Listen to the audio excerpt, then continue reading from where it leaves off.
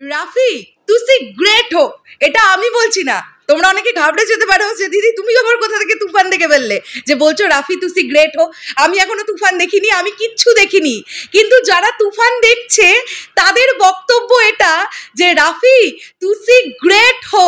কি বানিয়ে ফেলেছে পরিচালক রাইহান রাফি, ও মাই গড। হ্যালো আমার সাকিবিয়ান ভাইরা বোনেরা, আশা করছি তোমরা সবাই খুব ভালো আছো। আবারও জানাচ্ছি সকলকে ঈদ মুবারক।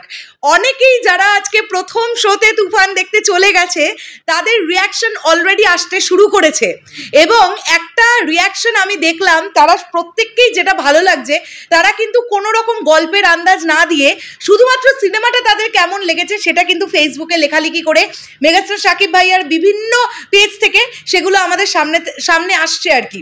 তো এরকমই একটা পেজের লেখা আমি দেখলাম, পেজটার নাম হচ্ছে দ্য কিং অফ ঢালিউড। তারা লিখছে তুফান দেখার পরে তাদের প্রতিক্রিয়া এটা, আজ সারা বাংলাদেশকে তুফানের হাতে তুলিয়া দিবে বাংলাদেশের মানুষ। আজ সারা বাংলাদেশকে তুফানের হাতে তুলিয়া দেবে বাংলাদেশের মানুষ। ভাষা হারিয়ে ফেলতেছি কি লিখবো।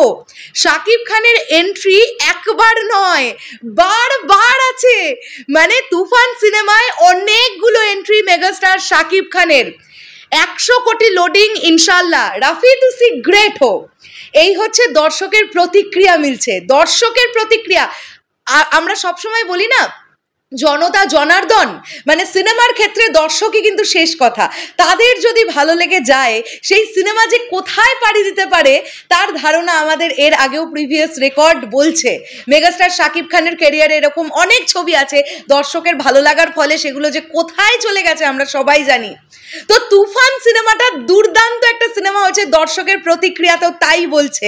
দেখো আমি প্রচণ্ড এক্সাইটেড, বাট আমি মিস করছি। আমি দেখতে পাবো 28শে জুন আমার বাড়ির ধারে কাছে প্রেক্ষাগৃহে, যেটা আমি ফার্স্ট শো পাবো আমি সেই দিন ওইটাই দেখবো। মানে এই রিভিউগুলো আসার পরে এখনো তো পাবলিক রিয়াকশন আসা বাকি আছে। আমরা সবাই জানি ঈদের দিন দুপুরবেলা বিকেলবেলা পর্যন্ত দর্শক ব্যস্ত থাকে। মূলত ভিড়টা কিন্তু হবে আগামীকাল থেকে, সকালের ভিড়টা হবে। আজকে কিন্তু মোটামুটি বিকেল সন্ধ্যেবেলা থেকে ভিড়টা হওয়া প্রচণ্ডভাবে শুরু হবে, কিন্তু যেটা রিপোর্ট পাওয়া যাচ্ছে আজকে সকালের শোগুলোতেও মোটামুটি সিঙ্গেল স্ক্রিনগুলোর কথা বলছি, মোটামুটি 60 to 65 অকুপেন্সি নিয়ে তুফান চলছে। 65% অকুপেন্সি যদি সকালবেলায় থাকে, মানে কোরবানির মধ্যে যদি সকালবেলায় 65% অকুপেন্সি থাকে, তাহলে এই পুরো ব্যাপারটা মিটে গেলে ওবেলা থেকে কিরকম ভিড় হবে তোমরা মানে জাস্ট আন্দাজ করতে পারছো।